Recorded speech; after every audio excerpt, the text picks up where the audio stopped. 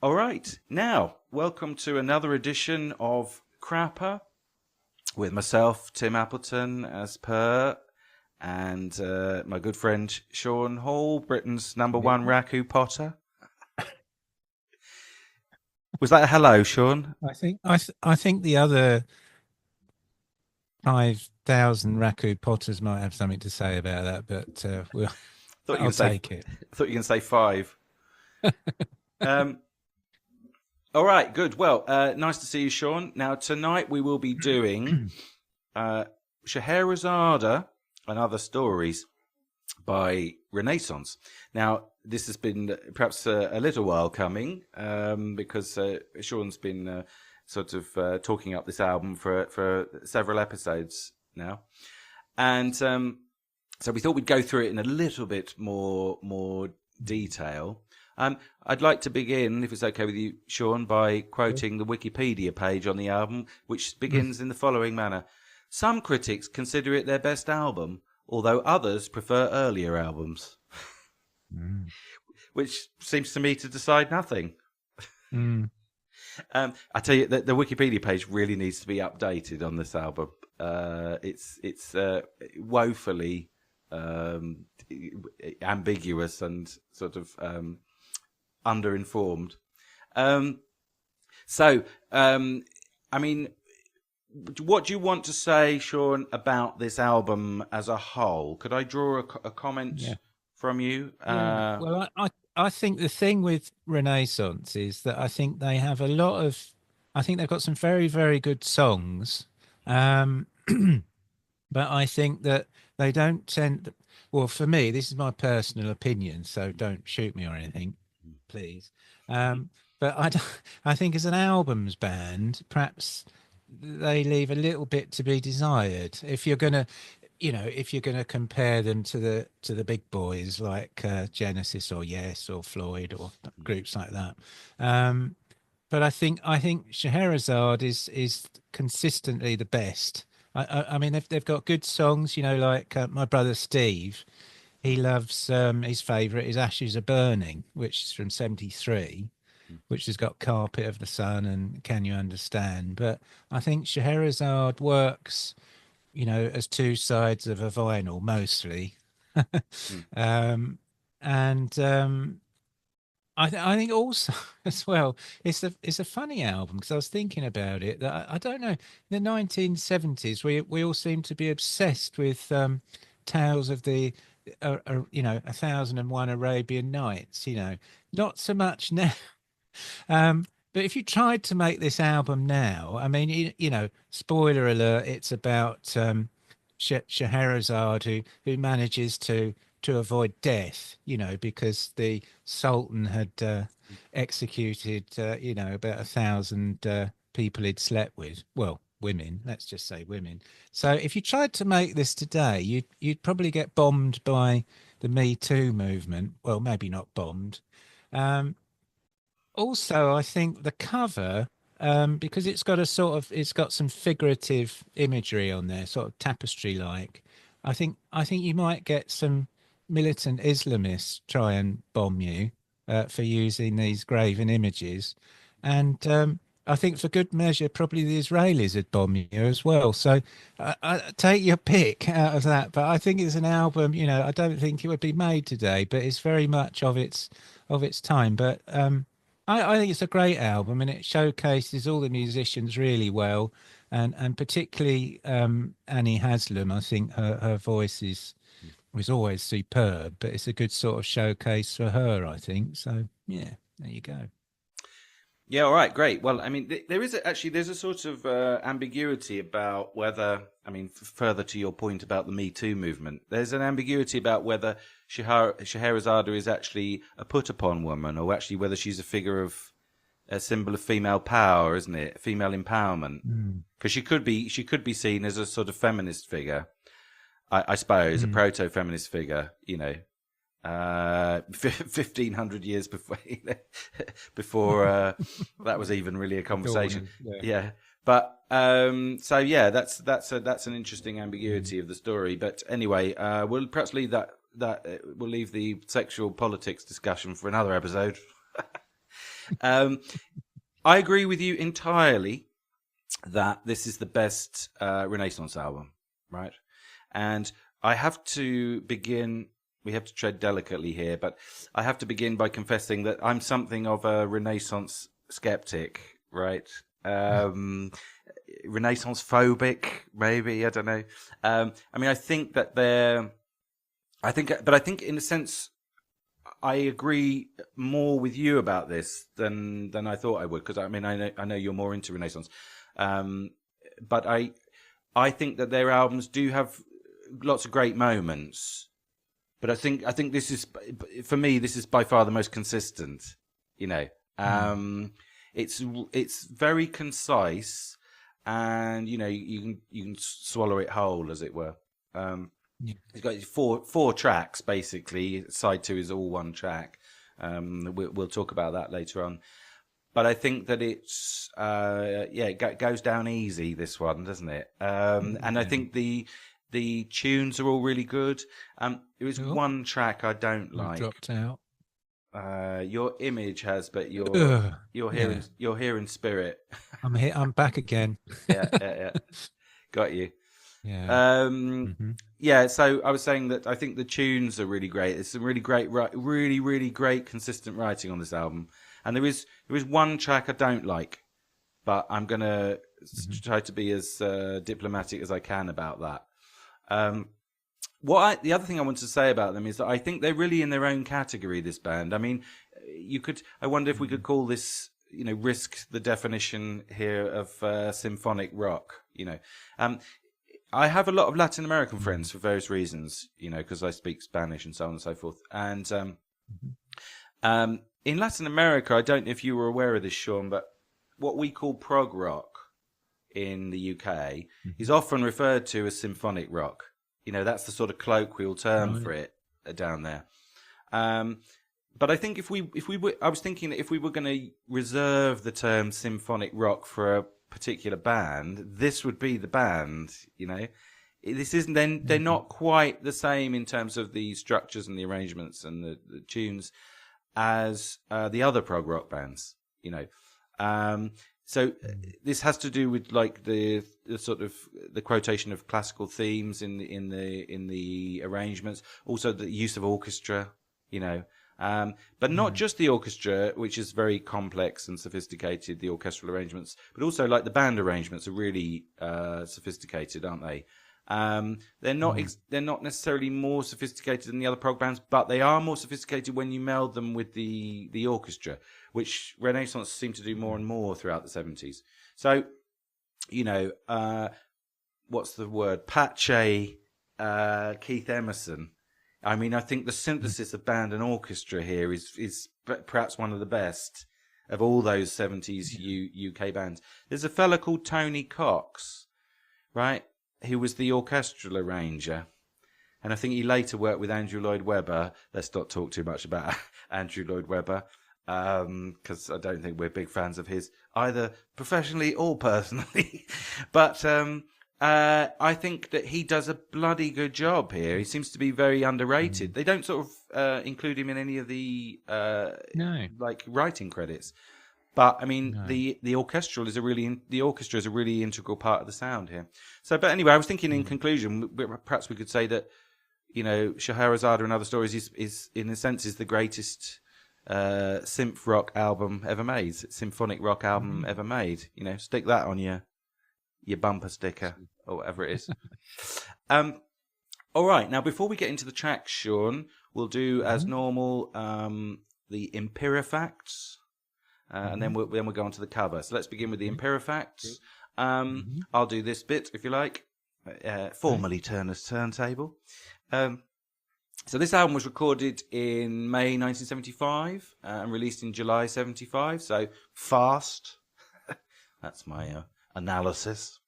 They did it fast. It was recorded in Abbey Road Studios, right? You know, famous for this little known band called the Beatles.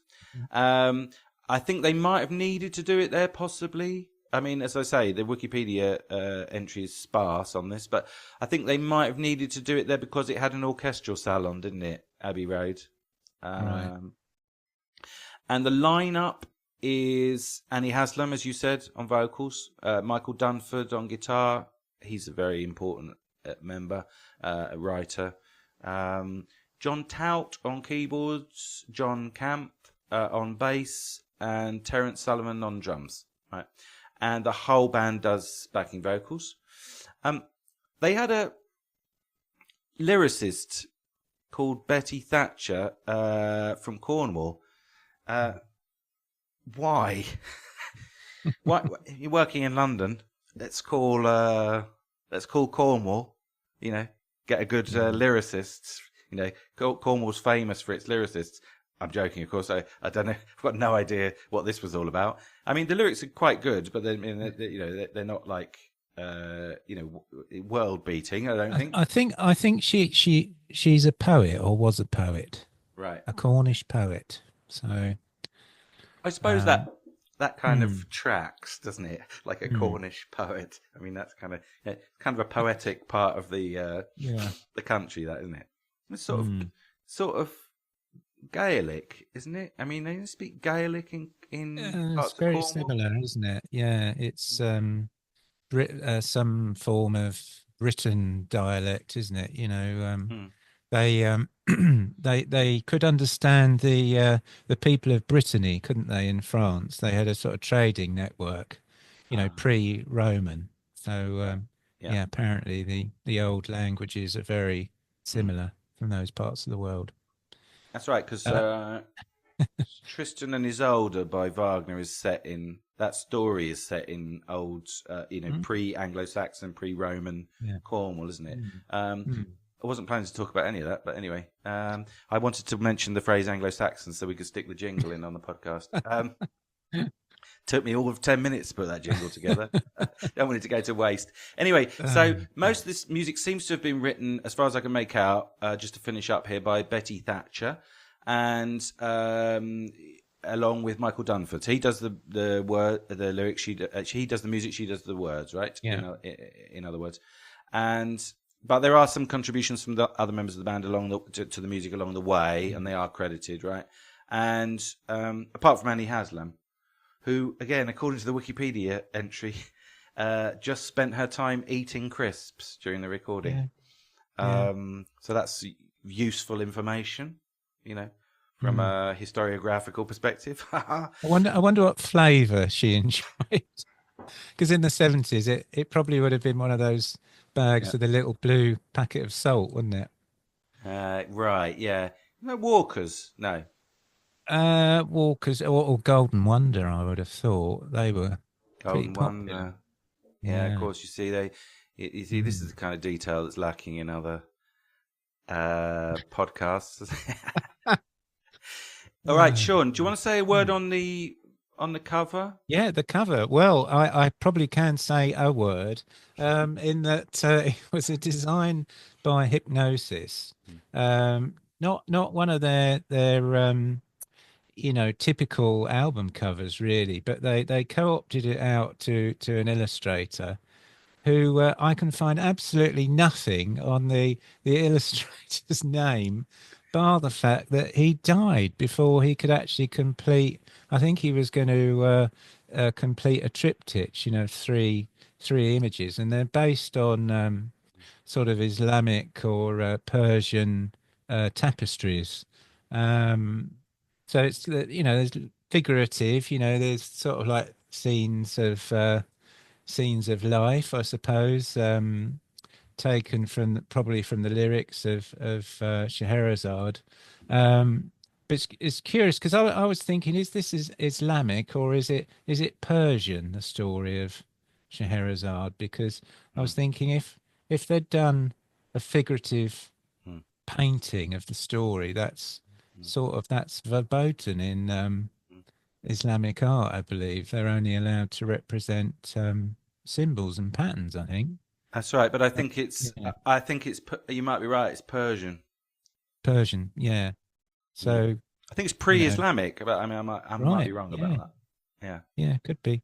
But yeah, so sorry, I couldn't find out anything about the artist. If somebody could write in, except that he died. Except that he died. But who was Hardly he? a distinguishing feature. But there we go.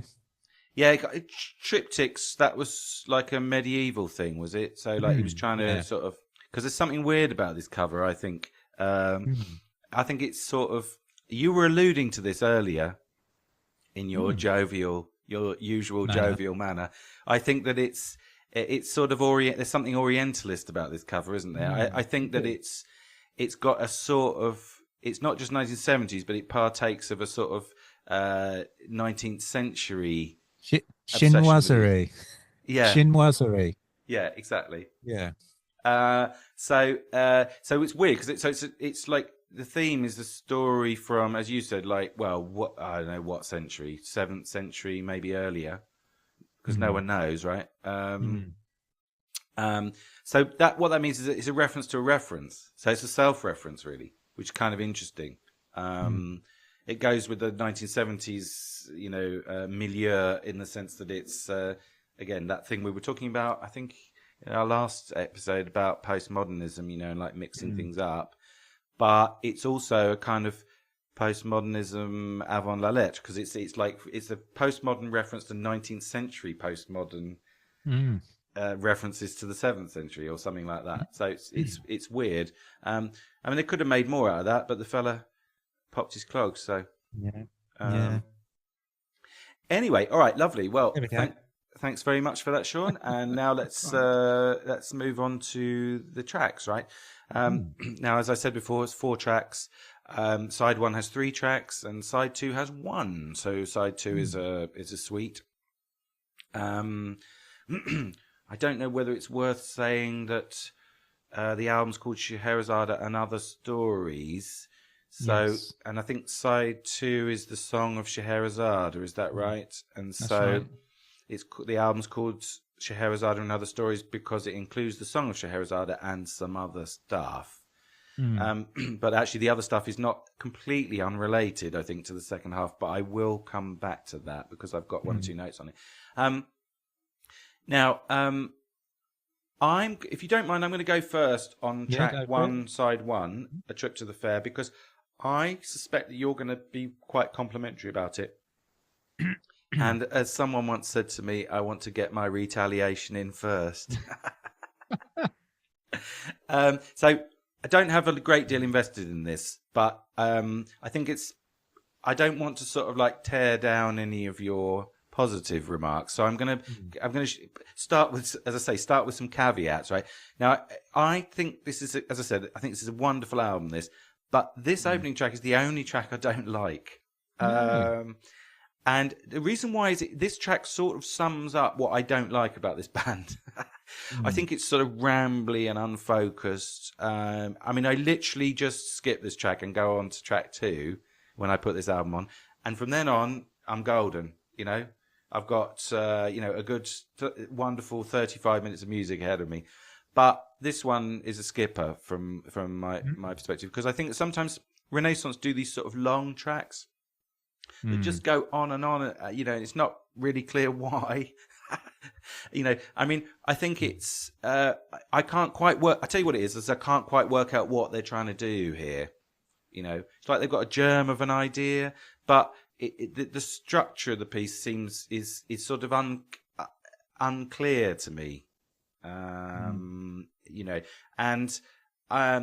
now the only thing is that I think that the track is also, I should say, on the other side of the ledger, that this track is characteristic of them in a good way, because the playing is great, the arranging is great, as it is on all of their stuff.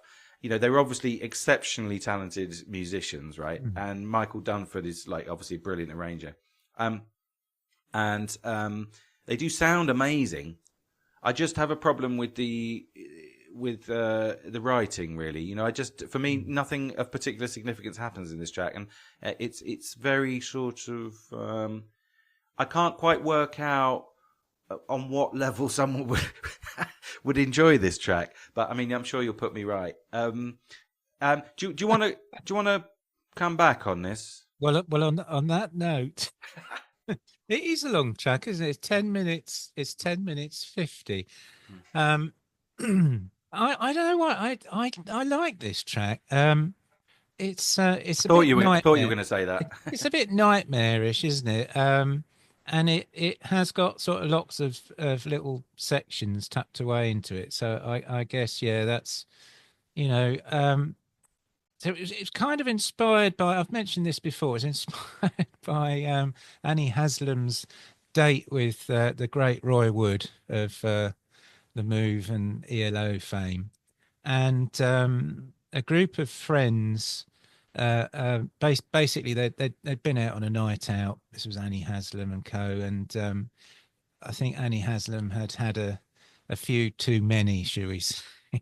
And so they were with a chap called Dick Plant, the great Dick Plant, whoever he is. And he suggested, why don't we go to Hampstead Heath? There's a fun fair on. So they all drove. You know, in those days you could drive when you were inebriated, couldn't you? Oh, for the 70s. It was Easter 1975. I'm setting the scene here. And when they got to the fair, it was closed and there was nobody there. So anyway, Annie Haslam was a close friend of lyricist Betty Thatcher. So Betty Thatcher said, why don't you let me know how your date went with Roy, you know? And she called her up and explained everything. And Betty Thatcher then went and wrote the lyrics unprompted. So yeah, I mean, it's I suppose it's how can I put it? It's rather a nightmare piece, I think, because fun fairs, I don't know, they always have a sort of an air of that sort of quality. It's got some rather creepy sounding instrumentation and voices on there. There's a rather nice, I think I agree with you that all the the musical aspects of this track are really well accomplished, and I think John Tao, if I can mention him on keys, he's an extremely accomplished musician, and I find at times he's rather reminiscent of Rick Wakeman. At other times he's quite Banksian. But on this particular piece, there's a sort of a jazzy section in the middle, and he sounds quite like Rick Wright. And I thought, maybe that's why Tim doesn't like it. But anyway, I don't know. I don't hate Rick, no, right? Yeah.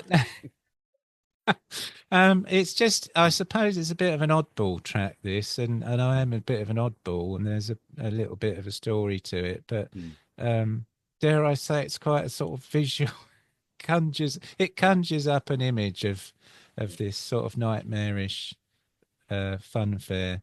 Yeah. I've always rather liked it. I can't really explain why. It's just you know, a track that's appealed. But it is a long one, 10-minute 50. So yeah, there you go. So either, you know, I like it. I think it's a great opener to the album, but obviously if you don't like it, it's hard to like an album when the first track bombs for you, isn't it? So but yeah, I've always liked this one. You know, I can be, you know, as patient as the next man, but I mean, it goes on, and I can't ever really work out where it's going, you know. And there seems to be, I mean, I like this idea of yours that it's a nightmarish vision of a date with Roy Wood. Again, that seems to track. I always thought they were a funny couple. Yeah, Annie Haslam and Roy Wood. They married, didn't they? I think they were engaged, and Annie Haslam said they were engaged for 4 years, and she spent the whole 4 years laughing. Right. Okay. Yeah. In a good way, I take it. Yeah, in a good way. Yeah. Yeah. But yeah, I mean, a trip to the fair, but no one was there. Is that Is that poetic? Well, it kind of works. Yeah, it rhymes. It rhymes, you know. But there you go. I mean, Roy Wood she produced her solo album. She did an album, I think, called Annie in Wonderland, which I've not actually heard, but he contributes to it. So tune in next week for that, for our analysis of that album. All right, good. Well, look, let's. I think we've said enough on that. We're obviously not going to reach a consensus, given that our starting points were so disjunctive. So let's move on to let's get into the stuff where there's more, more consensus. Track 2, side 1, The Vultures Fly High. I mean, I love this one. This is where it really starts getting exciting for me. This is brilliant, I think, this track. The following 3 tracks I think are all brilliant, a real class. I love this one, really exciting. I think great tune. And, very succinct, which after the first track is kind of welcome, I think. I think it's supposed to be apparently a sort of quasi-political critique of music critics, who are the vultures. First they came from Renaissance, etc. But yeah, the only thing now this is another sore point. I think Annie Haslam's got a great voice, but sometimes I think she sounds a little bit like flat, like she's singing a bit flat, and it also slightly bothers me that with Renaissance. Now, this is a technical problem, and I know that it's difficult when you're singing. You can be the best singer in the world and end up singing flat because of a sort of acoustic problem. But sometimes I feel like most of the time I can sort of ignore it. But on this track, I feel like it's a bit glaring for me. But I won't say too much about that because I do think she's a great singer. She's got a lot of personality, hasn't she? So she's a really important member of the band. But yeah, I think this is great. There was one other thing I wanted to mention on this, which is this is going to be a bit complicated. I'm going to get the guitar. Now, the reason why I said earlier that I'm just going to strum this a little bit. Can you hear me, Shaun, if I play? Yes, we can hear you. Okay, that's just sometimes it filters it out on the Zoom. I think one of the reasons why this album is called Scheherazade and Other Stories is because I think that there's a possible, and you can put me right on this if you don't agree, but I think there's a possible thematic connection between some of the tracks on side 1 and side 2. Firstly, lyrically, but also musically. And this is quite interesting and was quite surprising to me the more I listened to the album. We're going to come back to side 2, Song of Scheherazade, and the relationship with Rimsky-Korsakov, right? Because famously, Scheherazade was a piece by Rimsky-Korsakov, the Russian composer, and it's clearly an influence. It bleeds into that sidelong track in a way that I will explain later. But I think it's musically prefigured in their writing, right? Bear with me on this. And the first time I think it's prefigured is on this track because I think it's in C minor, but I mean let's in the middle it goes to A minor because they have sort of interesting key changes that are kind of not sort of always, they're not obvious, but they are sort of logical, which is what you would expect from great art. But I think in the middle bit it goes into A minor, and then it goes. There's a stop time bit. And it goes that, and it's got that. Sorry, the guitar's a bit out of tune, but it's because it's a rubbish guitar. And it's got that tritone thing, and that's called, famously the Devil's Interval, right? So because it's supposed to sound weird, and uncanny. But of course, that's reminiscent of the Sultan's theme from Scheherazade. Right, because that. It's in a minor key, but then it's got that chord in it, which is again uncanny. Partly because the third of that chord, B major, it's got that interval in it. Right, so there's supposed to be something uncanny about the whole sound of Rimsky-Korsakov's Scheherazade, right? And this is prefigured, I think, this uncanniness in this track. Follow that, Shaun.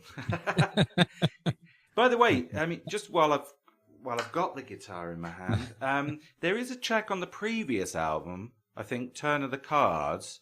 I did a little bit of detective work, and I discovered that I was just listening to Turn the Cards as a sort of like background to this, and I think end of final track on side 1 of Turn of the Cards. I don't you remember which one that is. It's called Things I Don't Understand. Oh yeah, That's it. Scheherazade is also prefigured on that because they literally lift a line from Scheherazade by Rimsky-Korsakov.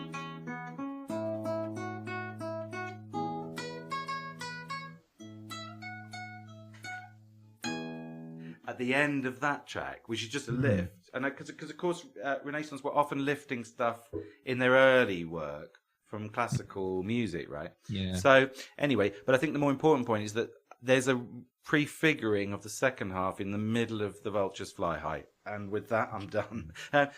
Are you a fan of this track? Well, funny enough, I'm not. I don't mind this track, but it's not my favourite. Oh, God. Yeah, it's not my favourite. I just think it's a bit slight, and I personally, well, they always watch with hollow eyes to put you down. They always find a way to criticise The Vultures Fly High. They're a bit bummed off with the music press because poor old Renaissance. I mean, Renaissance, I don't think ever were particularly a cool band, were they? Really? I mean, with the best will in the world, they've got no. If you class them as a progressive band, which you've already discussed, they're more kind of symphonic. They've got no sort of edge like Keith Emerson, stabbing his organ, or Peter Gabriel. His Hammond organ, that is. Yeah, Peter Gabriel, with his lawnmower, or actually John Anderson. Maybe they're sort of more like Yes, but poor old Renaissance. I think they got a bit of a tough press, but this is obviously their way of dealing with it, or Betty Thatcher's way of dealing with it. But it's an okay track. I don't dislike it, but it's just not my favourite on the album. It's okay. It's a bit of a breather track, I always think. 3 minutes 7, I think, this one. That's one. Yeah, sorry, there's a helicopter overhead. Above our building in Madrid. It's always not something you want to hear under normal circumstances. Yeah, okay, fair enough. I mean, I think that it's. I can see why you might not. We're going back and forth here, like a pendulum do. Because I love this track. I love it when she goes. Go on. I was going to say, I mean, Michael Dunsford. Is it Dunford or Dunsford? I always get them. Dunford, I think. Yeah. Dunford. It is Dunford. Yeah, done for. Dunford. He was sort of trying to write they were trying to write a musical. This is what they were trying to do. It's going to be a piece of musical theatre. Yeah. But sort of after side 2, they ran out of ideas. So, I mean, it's a shame, isn't it? Because you can see, Scheherazade as this sort of musical theatre piece. But, let's be honest, if they can make a musical out of something like Hamilton, I mean, God, I mean, surely you could do it out of Scheherazade. But there you go. Yeah. Good point. I don't know whether I'm going to dare to do this, but da da da da da da da da da da da. The vultures fly high. Don't you think that's a nice little tune? That is quite nice. Yeah, it's nice when you do it.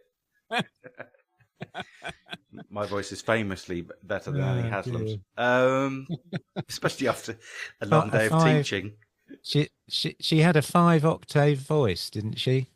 She does do a lot of 5 octaves. Always sounds like that's like the press release number. I mean, someone once said that Captain Beefheart had an 8-octave range. It's like, no human being has an 8-octave range, because at a certain point it'd just be so high that only dogs could hear it. But I think that she does. It's true that she does have a very high, big range. Her voice, because she sings very high at certain points, doesn't she? It's one track where she sings really high. I can't remember quite what it is. It's in the second half actually. Mm. She goes really high at one point. I think Yeah, bloody yeah, hell, that's a high it voice. does. Yeah.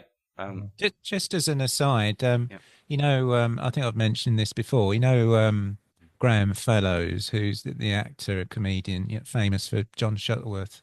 Mm. Well, he had this over here in the UK. He had this. Well, he became famous through his character Jilted John, and he had a sort of a novelty hit. What was it? I can't remember. Gordon was a moron. Oh, Gordon was a moron. How can you forget that? Gordon was a moron. Mm. And he was performing it on Top of the Pops. And he quite liked Renaissance. Actually, he had he was quite into some of the, despite what you think, he quite liked some of the prog acts, and he liked Renaissance. So he went up to Annie Haslam and tried to introduce himself. And she said, "Are you that bloke that sings Gordon is a moron?"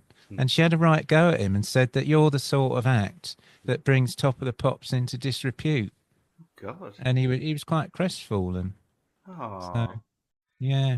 Well, because she always seems so She seems so nice, doesn't she? nice. Yeah. Yeah. Perhaps she was having a bad day. Yeah. All right, good. Well, look, let's go on to Ocean. Yeah. Well, I think that's the perfect segue into Ocean Gypsy. Okay, so I think I love this one. Really love it. I think I've already made that clear. A sort of sublimated pop song, I would say. This one, beautiful verse, beautiful bridge, chorus, long piano interlude. And it builds up. I think you mentioned Rick Wakeman. There is a sort of Rick Wakeman-esque touch to some of these piano parts, isn't there? Very sort of classical. And I think this is Renaissance music done well. This one, not Renaissance music by the band Renaissance. I think they get all the ducks in a row on this one. What else? I think that I want to just talk about the. Here we go. Going for the guitar again. Look out, everybody. The first of all, the bridge contains my favourite trick, which I've talked about before. The major third, and the fourth in the chords, which creates a suspension. Which I've got this theory that all good tune writing has to include this at some point. But I have to play it to show it. Da da da da da. I don't know the words. Can't remember the words. Da da da da da da da da da da da da da da da da da. That. Da da. So you've got the fourth. It's in C, so it goes to F, the F chord, which is the fourth, and then it's an E in the vocal. Beautiful that bit. I just think the way they set that up, the way you kind of stumble into that suspension is so great. And one other thing, the chorus again prefigures the Sultan's theme from Scheherazade. And what is it? So la la la la la la la la la la la la la la. So that chord, penultimate chord. La, again, we're in A minor, and it's got that. I remind you that it's got the. These are exactly the chords of the Sultan's theme from. I'll play it again. Da da da da da da da da da. So da da da da da da da da. So I think that's kind of notable. It's a sort of unconscious, cross writing here, which I think is really, really interesting. Where do you stand on this one, Sean? Yeah, I really like this one. It's very romantic sounding song, isn't it? And Renaissance. Again, I've said this before. They can be guilty of. I always think being just a little bit straying into the schmaltz territory, and this one is just the right side of schmaltz. If I can put it like that. But it's a Betty Thatcher lyric. Basically a song of love and loss. This lover waiting for her her bow to return from the sea, and of course he never does, and she's left there, waiting, and it's a sort of a haunting, sort of melancholic, sort of sounding song, You and mean it's meant to be. bow, Beau? Is that That's the right? one. Not Bow. Yeah, right. Yeah, not a violin bow. Um, or yeah, and yeah, it's got sort of, it's meant to have kind of echoes of the Cornish sort of landscape where Betty Thatcher came from. She was this Cornish poet, as we've mentioned. You know, but it's a lovely sounding song, this, and some beautiful. They do have some beautiful musical themes, in their music. Again, the keyboard player, it's John Tout, isn't it? It's slightly Banksian, I think, on this album. It must have been the sort of the synths that were doing the rounds at the time. I think David Hitchcock was the producer, who'd worked with Caravan. Get a mention in for Caravan, Yeah. Land of Graham Pink, and yeah, it's a great sort of haunting sounding song. Again, as you're right. I mean, John Tout does sound Wakeman-esque, shall we say? On this track, and it's quite it's got quite a euphoric build with a sort of a choral section in this, and I love that bit, and I think, yeah, it's a great song.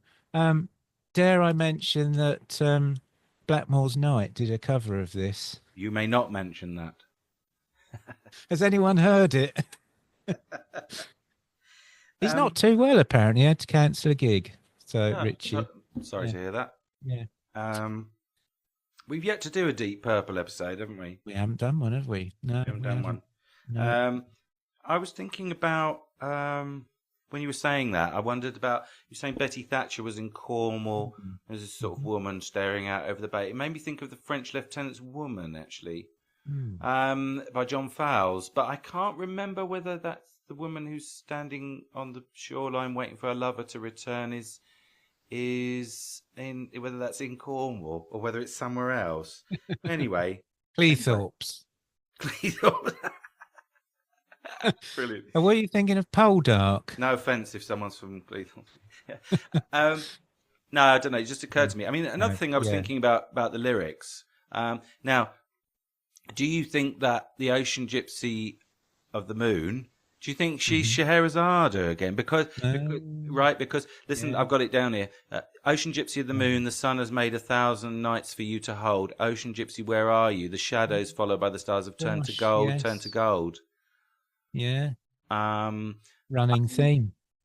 Yeah. I mean, I don't quite get the reference to the ocean. Now I'm stuck on French Lieutenant's Woman. But the point is, I think it's about an uncanny woman, So could be Scheherazade because she's, untamable. And gypsy, I mean, gypsy reference, because gypsies, of course, are, uncanny. It's supposed to be an uncanny race, aren't they? I mean, literally, because they are not at home, which is what uncanny means, undomesticable, wanderers. So, yeah, I think this might be the symphonic part coming in again. I think there's sort of, again, cross references. Can I ask you a very weird question? Go for it. Do you think the drums on this are double tracked? I know that's a weird question to ask, but they sound double tracked. And I thought, well, why would you double track the drums? Yeah, maybe. I wonder. I wonder whether they thought about it. Yeah, just give it a listen. In a free hour, and come back to us with a thought on that next week. I mean, he's a good drummer, isn't he? I was wondering what you thought of his drumming. He's a lot of drummers of that era had a sort of personality, but it's difficult to pin down. He's just a perfunctory performer. Can I say that? He does everything correct. I wouldn't say he's not a drummer of great panache, but he's certainly a serviceable drummer. I can say that, not to be horrible. Do you know what? He sounds like a sort of drummer, like a percussionist from an orchestra that's learned to play the trap set. Don't you think? Interesting. Yeah. Yeah. I only thought of that now when you said that, because you're Yeah. right. Well, He's when you hear his efficient. sort of and when you hear his sort of drum fills as Yeah. well, that a little bit like that. Yeah, possibly. Because there's a note. What's that opening track on? Oh, here we go. This is treacherous, isn't it? What's the opening track on Ashes Are Burning? Is it called Can you understand? Can you understand? Thank you. Yeah. Um, the opening to that track, which is great, isn't it? I mean, I don't like the rest of the track, but the opening and the closing is brilliant. And it's really sort of up tempo and everything, and it's playing really fast on that and really solid. But it's not a very virtuosic part, but it's very, very solid, It's just sort of a bit like, what's that fella from, oh, here we go. Fella from Sky. Tristram Shandy. No, hang on. Tristram Fry. Okay. Fry. He was a orchestral percussionist, and then he sort of played, started doing a rock band, to make some money, I think, which was Sky, basically, with Francis Monkman from Curved Air. But it's a similar sort of proposition, I think, to what you're talking about. Yeah. Anyway, look, let's get on with it. It's a lot of digressing. We're digressing too much. Let's get on to side 2, shall we? Okay. Okay, so got Song of Scheherazade. It's a suite, as I said before. Got 9 sections. I've counted them. It's very weird because you can't quite work out where exactly where one thing ends and another begins, and also who's writing them. And they seem to sort of like the writing credits seem to be shared out almost like at random, like a sort of like they've done a bingo or something. Because because part 4 is like it's apparently written by the bass player, but it's a keyboard part. Anyway, whatever. So we've got 9 sections, I think. Starts with a fanfare, with some trumpet parts, right? Again, it's got a sort of Arabian theme and sound. Part 2 is called The Betrayal, and that's a fast sort of 6/8 instrumental section, quite bracing. Part 3 is The Sultan. And this is where this is the main song, first big song that comes in, and this comes back at the end of the track as well. So this is the sort of what's it called on Supper's Ready, like the New Jerusalem bit. This is the kind of like the apotheosis, let's say, which then is repeated at the end.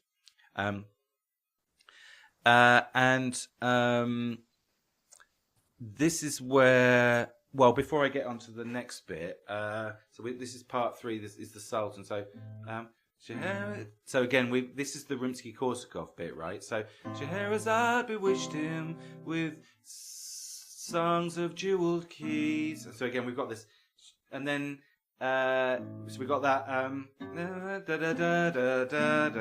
That's the Rimsky-Korsakov bit, and then it goes which is also directly lifted from Rimsky-Korsakov.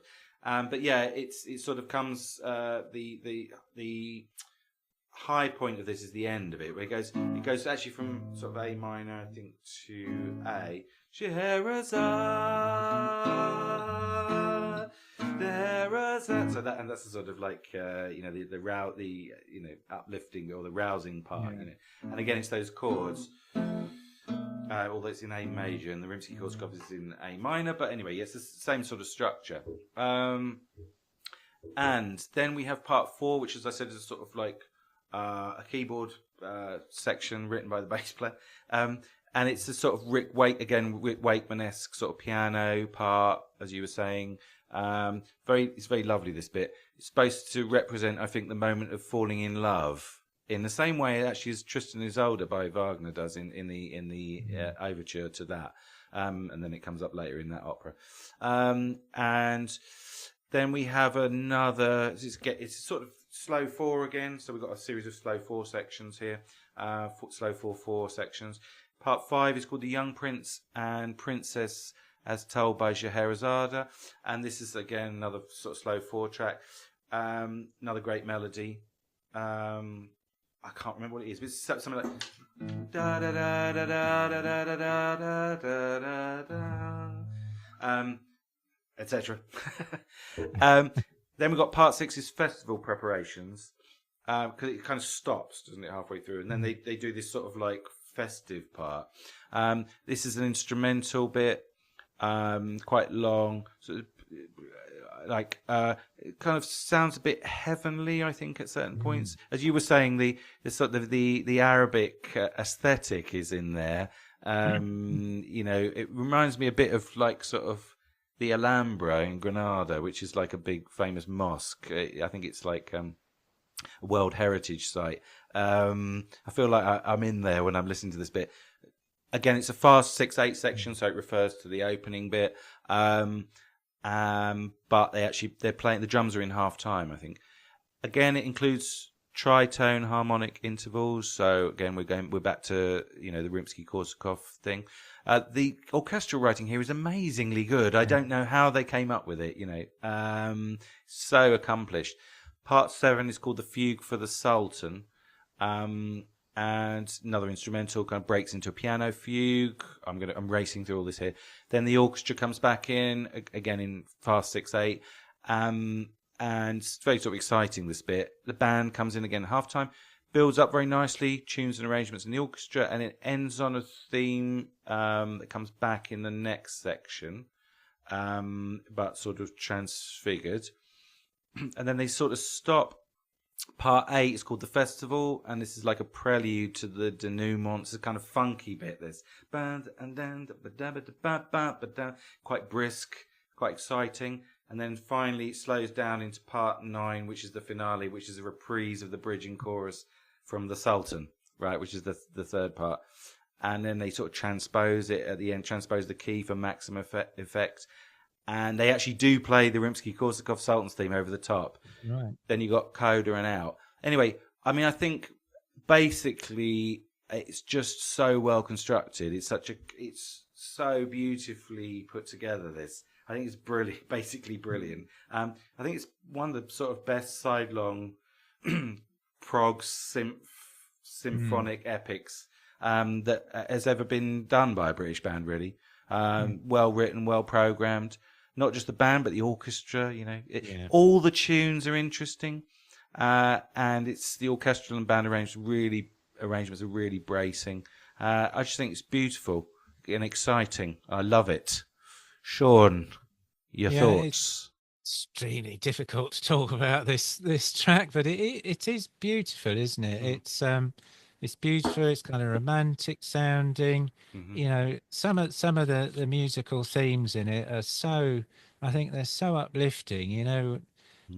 They give you they give me goosebumps. I think it's not too sort of silly to say. I think that part where she Annie Haslam sings Scheherazade bewitched him. 1,001 nights she sang to entertain the king. She sings Scheherazade, and I think that's such a powerful, moving sort of piece of music, that it's an incredible showcase for her voice, and I think her talent. And sometimes you listen to this track in particular, and you sort of think, I can't understand why they weren't more well known as a band.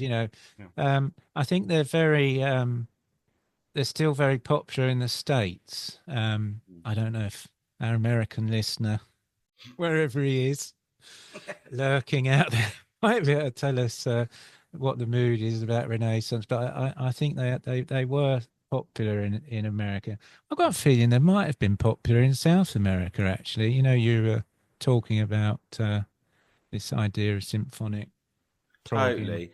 But I think the market there is so big. Everyone's famous there, aren't they? In the same way that everyone's famous in Japan. They have like infinite capacity to like consume cultural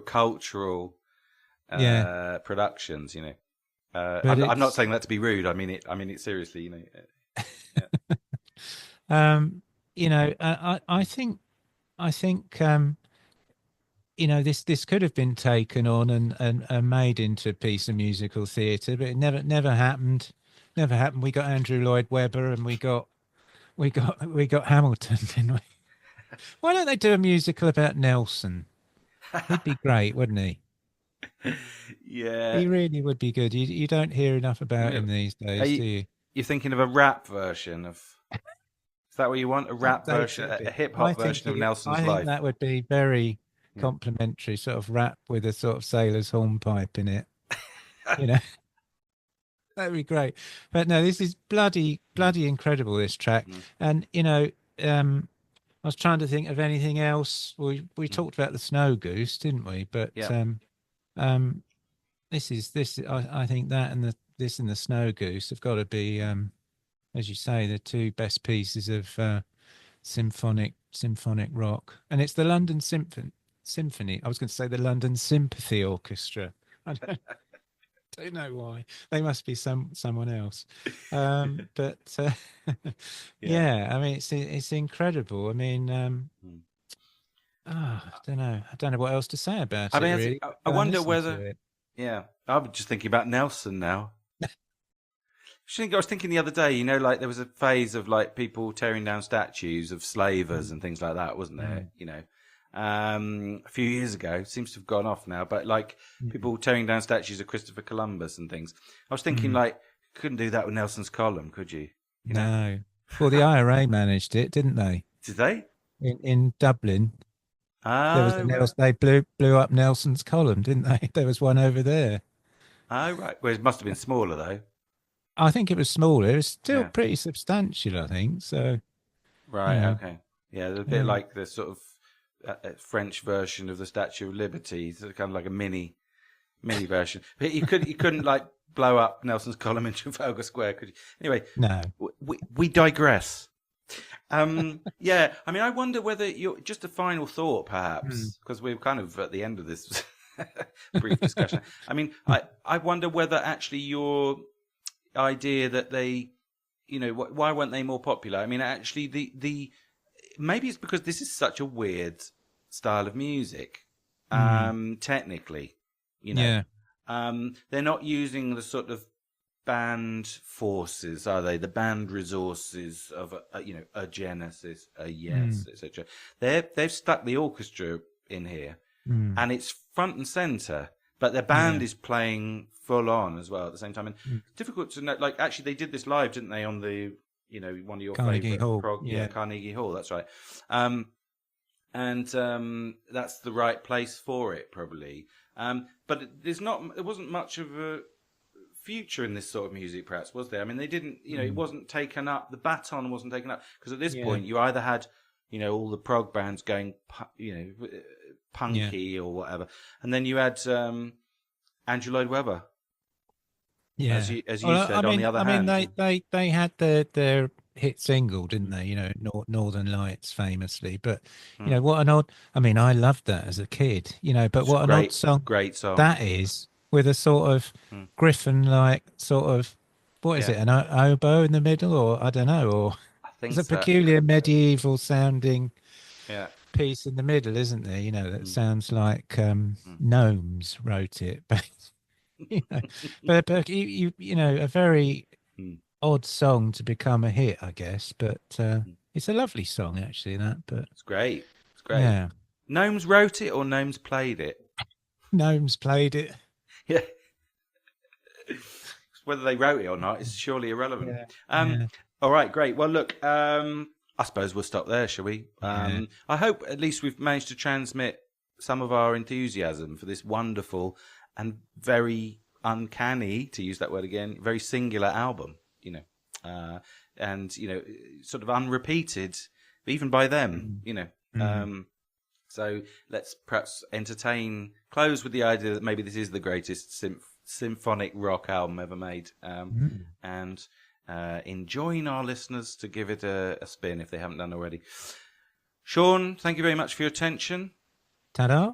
And it's goodbye from me, and we'll see you on the next episode of Crapper, coming up very soon. Bye. Ta-da.